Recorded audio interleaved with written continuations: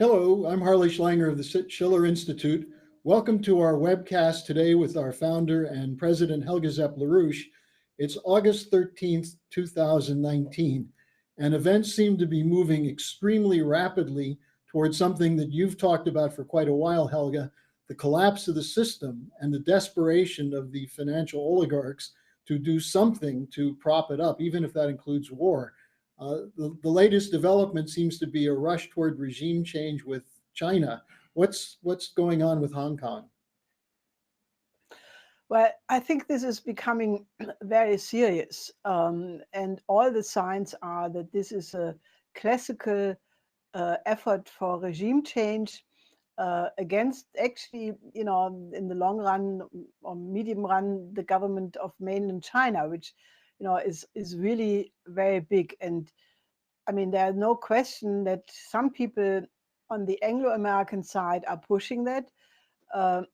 First of all, the situation on the ground is getting really, extremely dangerous, where now for about 5 days, several thousand of masked and violent-prone demonstrators occupied the airport. The airport was shut down. No flights went out as of yesterday. And the authorities of the Hong Kong and Macau government basically warned that this is getting completely out of control, that the situation is reaching a terrorist level because these demonstrators occupied police stations, they used lethal weapons, they injured policemen. So then there was a video, a 1-minute video shown by various channels showing how the police in Shenzhen, that's the large city practically opposite of Hong Kong, was making a drill. They said this is just a usual drill, but the implication is very clear that there comes the point where the Chinese authorities cannot accept the fact that Hong Kong, which is after all one of the major financial metropolis in the world, and for China for sure, that is being destabilized dramatically. And already, it was said that the effect on the business, on the financial centers, is extremely damaging. So this is really all the colors of a color revolution. The fact that Pompeo, Bolton, and Pence met in the previous weeks with these demonstrators and opposition figures, but also a diplomat from the US consulate in Hong Kong was seen on pictures meeting with them. The scandalous thing is that the National Endowment for Democracy, an institution which has been involved in all kinds of color revolutions around the world over the last decades, they proudly proclaimed in Washington that they spent $1.7 million on training some of these demonstrators in the last years. And there were some Russian publications which pointed to the striking similarities between what is going on in Hong Kong to what happened in the Maidan in 2014 in Ukraine. And then they describe the method of the color revolution, that you, take some legitimate objections of the population, then you fuel that, you play it up by the media, you lure the respective government into a situation where they have to crack down because otherwise the situation is getting out of control. And then that will be used as an argument that freedom and democracy have to be reinstituted. So in previous conferences, both Russia and China have declared color revolution to be absolutely a category of war. So this is not just some so-called human rights and democracy demonstration, but this is a very serious effort to go in the direction of regime change. And similar things, not as advanced, are going on in Moscow right now around the elections there. So I think this will not go unnoticed by the targeted countries, but I think it is very scandalous, that the West is not clearly denouncing this because, I mean, these are not peaceful demonstrations. These are terrorist acts. These are efforts to, topple an official government. And, it's no surprise that Jeremy Hunt, for example, completely endorsed it. Also, Mitch McConnell, the majority leader in the United States, they all said if there is a crackdown, this will have serious consequences. So there is no question that these geopolitical forces in the West are in the midst of trying to cause regime change through color revolution in China and in Russia. And I think this is a very, very serious affair. Helga, how does the India-Pakistan situation affect this? Because China has a relationship with Pakistan that borders both countries, and this has also been ratcheted up, and there's obviously a British hand there. So how does this affect the China situation?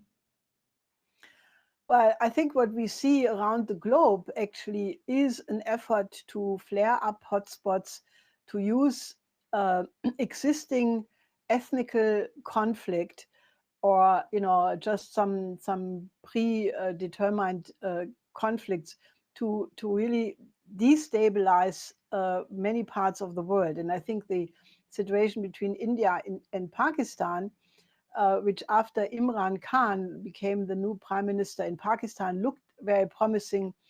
And now, for reasons, we have to do some further investigation. The BJP in India obviously got Modi to declare Jammu and Kashmir to be completely Indian and lose their special status. Now, this has already caused all kinds of reactions. The Pakistani military is moving troops and equipment to the Indian-Pakistani border, and some Indian separatists from the northeast of India already called for a general strike by saying, that what is going on is a Hinduization of the entire region, which is unacceptable. So this is very, very bad because obviously, it affects the whole Belt and Road Initiative, because obviously the China-Pakistan economic corridor is a very crucial central element of the of the whole Belt and Road Initiative. And just at a point, when preparations were in full swing to have a second summit between Xi Jinping and Modi, a second Wuhan summit, which had really led to a softening of the relationship when it occurred, to have such a second summit in October. Now this is all flaring up, and obviously China, which is neighbor to both Pakistan and India, is immediately affected.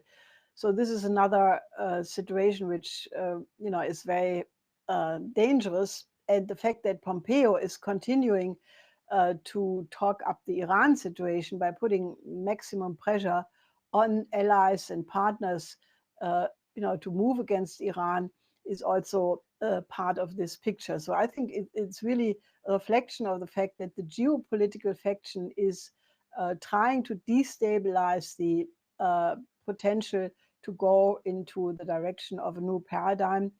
And I think the Europeans, for example, should really, whatever there is left of them, one must say, they should really distance themselves from these kinds of things and not play into it like the Greenie chairman, one of the chairmen of the Green Party, which is who is supporting a German Bundeswehr participation in some kind of a military force in the Strait of Hormuz. But that just shows you the character of the Greens one more, that they are the pro-war party. Well, coming to the Greens, we have a whole series of developments. One of the most important is the article that you just wrote about the billionaires behind the Green movement, the escalation overall, including Greta Thunberg turning up for a photo op with terrorists in the German town of Hambach. How does this play into this whole financial desperation that's behind these destabilizations? Well, I think that, there is no question that all the signs are that, a new financial crash, much bigger than that of 2008. This time it could be the really big blowout without, a remedy throwing the whole situation into chaos. That is in the background of all of these developments. Morgan Stanley just announced that they expect lowering of the interest rates through the Federal Reserve 2 times more this year, one time in September, another time in October. Naturally, all the other central banks are already going in the direction of flooding the financial system with liquidity. There is now talk about that even normal people who have savings accounts should pay interest rate or should pay a fee for being able to put their money in the bank. So not only no interest rate, but you get actually, fined for using a bank. I think these are all signs, that the big storm is coming, and this is why you have this absolute desperation, which will not work. But some people clearly are on that line that if you now channel financial flows into so-called sustainable investment, into green technology, that way you can somehow avoid the crash, that you can create a new boom. Naturally, it cannot be excluded that for a very short period of time, you would have a fireworks of stocks going up, and the usual kinds of stock market related signs. But what that would do to the real economy is absolutely a catastrophic danger. Because remember, at the last crash in 2008, for example, in Germany, it was mainly the savings and loans banks, the Raiffeisen banks, which provided the Mittelstand, the small and medium industries, with finances. Now, if, as the EU is proceeding right now, and as it's even being discussed also by the so-called climate cabinet in the German government, if they impose legislation which would bind even the small banks like the savings and loans to only finance so-called sustainable investments, many of the Mittelstand firms would go absolutely bankrupt. And in any case, the problem with the sustainable investment is that it lowers the energy flux density in the production process.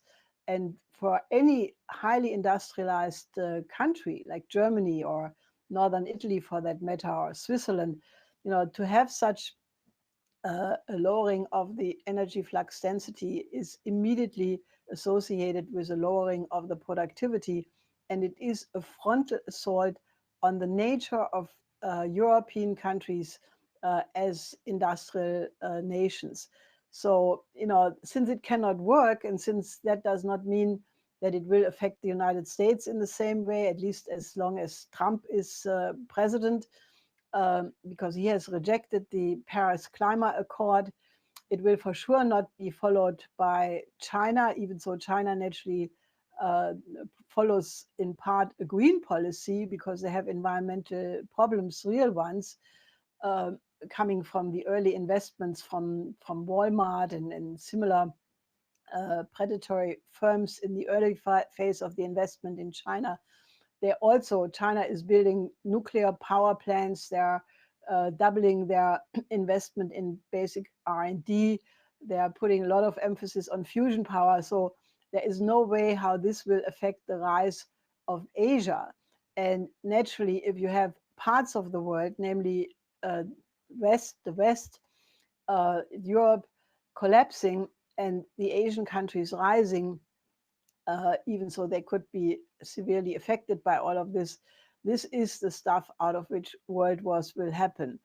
So this is why this present situation is really very, very dangerous, and it really must be remedied very, very quickly. I think it'd be worth having you say a few words about what you wrote in your article about the fact that This has nothing to do with clean air, clean water, or anything to do really with climate, but it's really part of the old policy of population reduction, genocide. Uh, that they're trying to convince people there's no alternative except to adopt themselves to this austerity. Can this work? I mean, do you think populations will submit in the West to this kind of policy? Well, I think first you have to establish some clarity that this is nothing but a revival of the old Malthusian argument that the population is growing more quickly than the ability of mankind to produce food. Now, Malthus at the time argued that the population rate of growth is geometrical and the food production is just arithmetical. Now, obviously, this is a complete fallacy of composition, but this is essentially the argument of the IPCC, because in the recent IPCC report, they say, oh, the world situation is absolutely catastrophic. But if you stop eating meat, if you eat less food, if you reduce the population, then maybe a way out can still be found. Now, it should be pretty transparent what this is supposed to do. This is supposed to deliver the rationale for the most vicious austerity program, whereby people cannot afford their living standard they used to have in terms of uh, consumption of food, heating, travel, heating for the winter. So what this is basically, it's a complete fraudulent argument. And, Al Gore, who is part of this apparatus of climate change fanatics, he actually realized that the old argument by Thomas Malthus is no longer viable. So he said, yeah, naturally, Malthus didn't know that agricultural technology can vastly increase the food production on the planet. But in order to solve this paradox, mankind had to agree to a Faustian pact.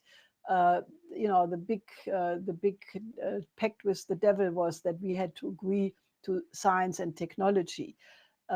So naturally, the science and technology in the agriculture is supposed to have been responsible that meat production is now, at least for a large part of the population, guaranteeing a much better diet. So the argument now is that meat animals who have to be fed by grain, that's a waste. So people should eat grain directly and cut out the meat. So this is really very, very incredible. And I think the people who are pushing and rushing this are completely illusional because, I mean, take a case like in Germany or in the United States. These are countries where, you have large sections of the population which are poor. I mean, these are so-called rich countries, but in Germany, for example, and in the United States as well, there is a high percentage of people who cannot afford to save. They just spend all the money, try to make ends meet towards the end of the month. But they just don't have any surplus money to put it in the savings account. Now, if you increase the price of food, of gasoline, of any kind of travel, then you just bring it over the top for a simple family just to spend more, 50 euros or $50 more or $100 more per month. Somehow, in many cases, goes beyond the limit. And remember, this was what caused the yellow vest phenomena, the Brexit phenomena, the vote of Trump, the election of the Italian government. So I think these people are completely illusional if they think they can change the behavior through the increase of prices of all these essential aspects of the daily life. So, I think the population will react, but, obviously, I mean, this is leading to a rise of many forces which, are also very dangerous. And then we've seen in history that, in the 30s, this led to the breeding ground for fascism. And I do not exclude that danger one iota today. One example of what you're just talking about was the vote in Argentina this weekend, where the neoliberal government was smashed by the voters there. So it's again the same pattern internationally. Yeah, what the Macri government did over the last 4 years under the pressure of the IMF was to impose exactly that kind of vicious austerity, which has led to a collapse of the peso, to an increase of inflation. The whole country is in economic hardship. So this is why the new ticket of Alberto Fernandez as president and Cristina Kirchner as vice presidential candidate, they got 49% in the first round of the vote, and Macri got only 32%. So this could be the beginning of a backlash against these right-wing governments, which had gotten some breakthroughs in the recent years in Latin America. And it just shows you cannot impose that kind of austerity on people without causing major changes to occur. Well, what you've talked about in the last days with our organization, you've put the Schiller Institute on an alert for a total mobilization around two basic related themes. One is the pamphlet that we're producing, We Commit to a Moon-Mars Mission. And then secondly, an expose of the what's behind what we've just been talking about, the green fascism. Now, we have a lot of listeners and viewers who should be part of this mobilization. What do they need to know about what our plans are? Well, first of all, I really think we need an honest debate about climate change. I think that you have a dictatorship right now, which is unbelievable. For example, Forbes magazine on the 9th of August, they had a very decent article by one of the leading international astrophysicists near Sharouf, who is an Israeli who worked in the past with Professor Svensmark from Denmark, and they developed these groundbreaking hypothesis that the climate change has almost nothing to do, or that CO2 emission is completely negligible, but that climate change has to do everything with the position of our solar system in the galaxy, with cosmic rays, with processes on the sun, which has effects on cloud formation on the world. And, so this article appeared with the headline Global Warming, a thesis which cannot be easily refuted. And then the next day, this was pulled down and replaced with an article saying that cosmic rays have nothing to do with climate change. Then, there was also the speech which we had mentioned in one of the recent programs of Dr. Thiemann in the Frankfurt House of Finance, basically saying that the only way how you can implement the climate change is by directing the financial flows into sustainable investment, and that this was fortunately possible with the help of 10 million youths in the streets and so forth. So this was taken out. Another article by our colleague Andrea Andromedas was published on a website for one day. It was taken down.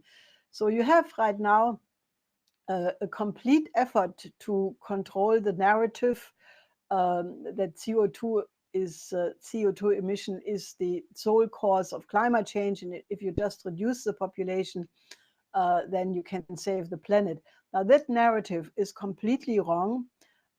We are working right now on an investigation which will pull this whole picture together. So I'm asking our viewers to stay tuned and look out for this. But we are also in an international mobilization which will gear up to basically counter this green narrative by pointing to the fact that it is especially the ability of man to travel into space, to have space research, the beautiful idea to create villages on the moon, to have missions to the Mars to, investigate if terraforming is possible on Mars. But, right now there is a agreement among, not necessarily already to work together in all instances, but to go in this direction on the side of President Trump, who wants to put men back on the moon by 2024, by Russia, by China, India, ESA, the European Space Agency. They're all absolutely determined to colonize the moon as the first step.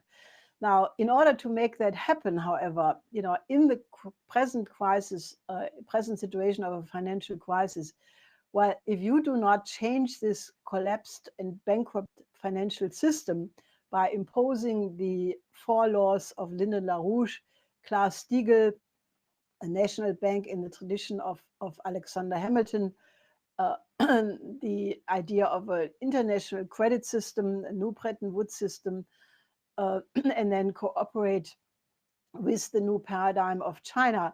You don't make these policy changes. If you have a blowout of the financial system, there is no way how these ambitious space programs can be financed.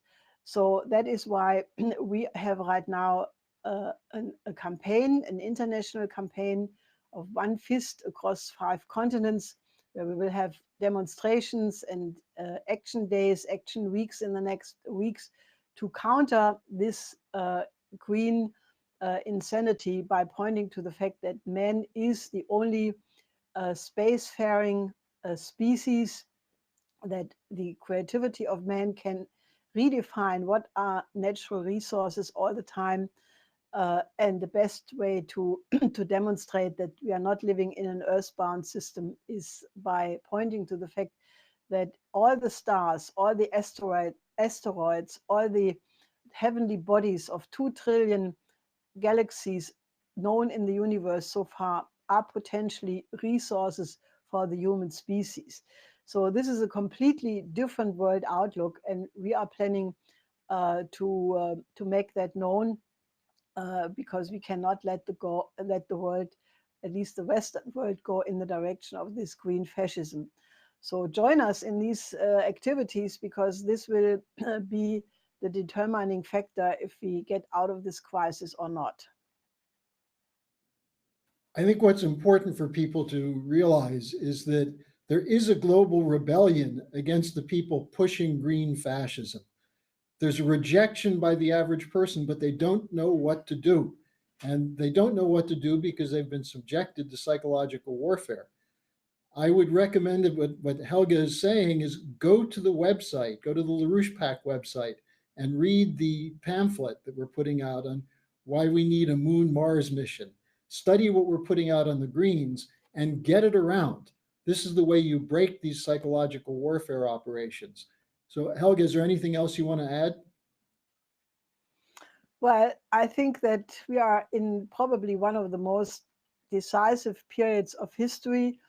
That we are going into a very hot autumn is already very clear.